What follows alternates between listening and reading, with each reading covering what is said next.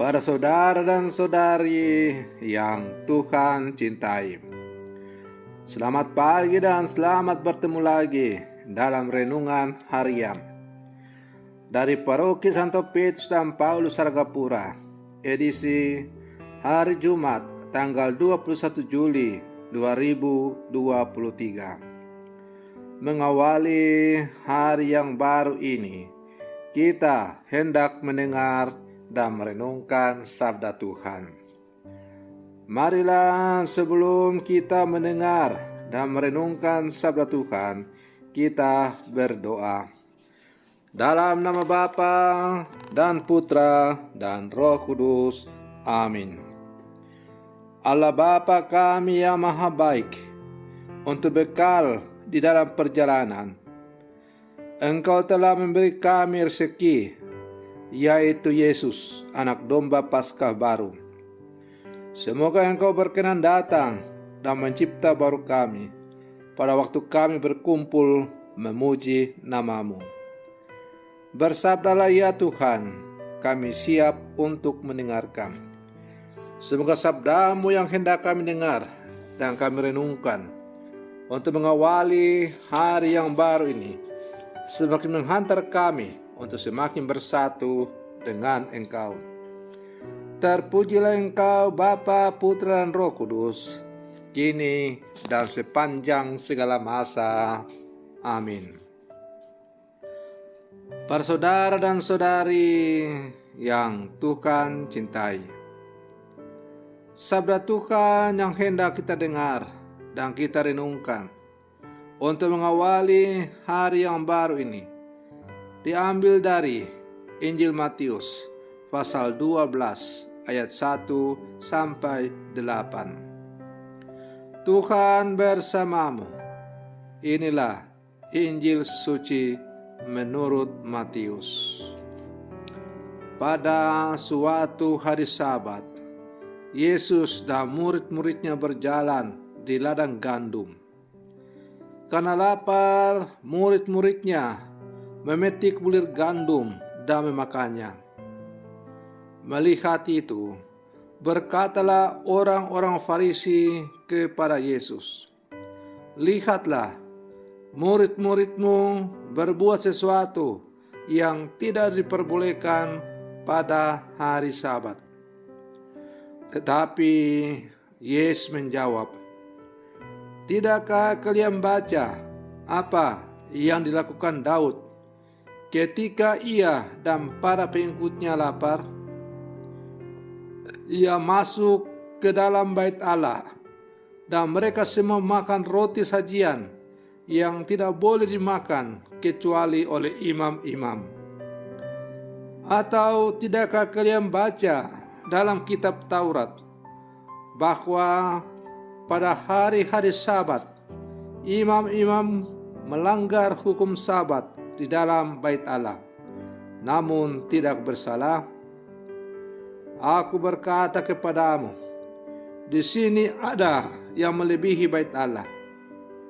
Seandainya kalian memahami maksud sabda ini, yang kukehendaki ialah belas kasihan dan bukan persembahan, tentu kalian tidak akan menghukum orang yang tidak bersalah.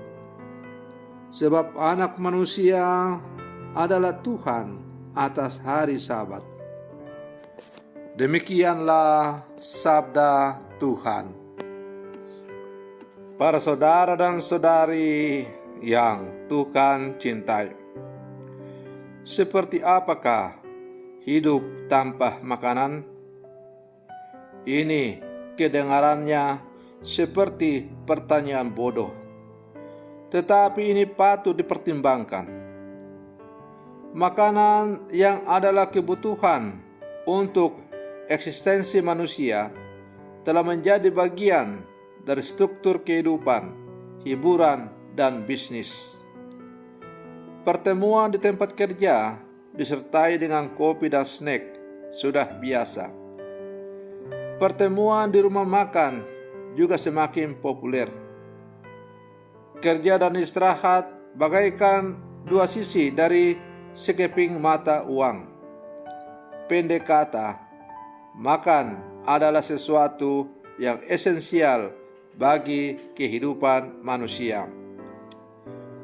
Para saudara dan saudari yang Tuhan cintai, dalam bacaan Injil hari ini pun, Yesus dari sisi kemanusiaannya seolah menggarisbawahi kebutuhan manusia, mencari rezeki dan istirahat.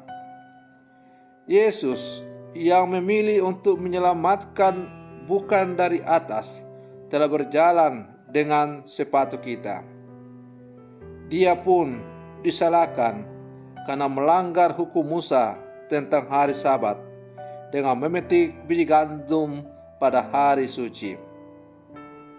Di sini keilahian Yesus pun tergerak untuk mengingatkan penduduknya sendiri tentang alasan Bapanya mengapa lewat Musa memunculkan hukum ini.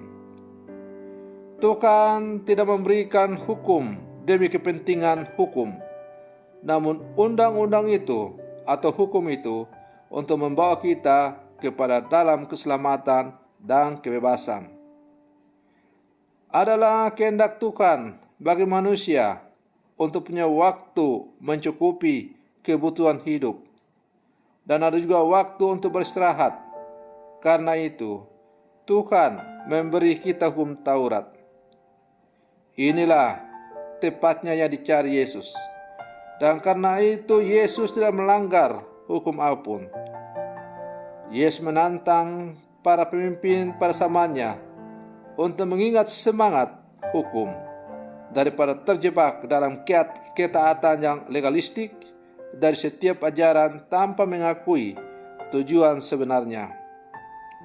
Hukum untuk manusia, bukan manusia untuk hukum.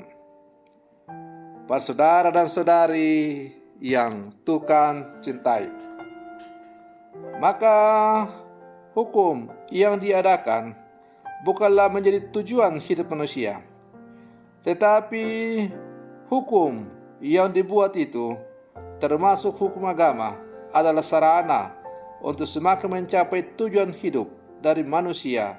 Tujuan tertinggi ialah bersatu dengan Tuhan. Dengan demikian, tujuan utama atau yang utama dalam hidup manusia adalah hukum yang paling tertinggi, hukum sumber yang menjadi sumber segala hukum, yaitu kasih Allah itu sendiri.